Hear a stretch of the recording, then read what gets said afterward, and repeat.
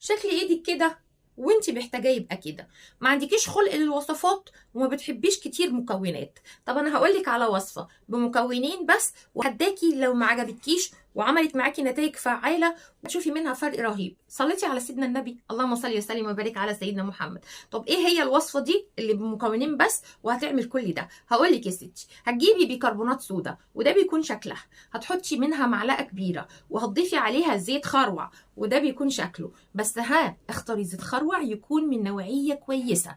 حطيهم المكونين على بعض هيديكي زي شكل كريمي. بعد ما تخلصي وتعملي المكونات دي يوميا على ايدك حطيها تلت ساعه، ويفضل لو تلبسي عليها جلافز، وهتشوفي فرق رهيب من تسبغات، من كمان الشيخوخه بتاعه الايدين، وهتلاقي ايديكي مترطبه بشكل رهيب. كده اديتك 3 حاجات محتاجاها ايديكي وترطيبها في مكونين بس. بتهيألي مفيش اسهل من كده.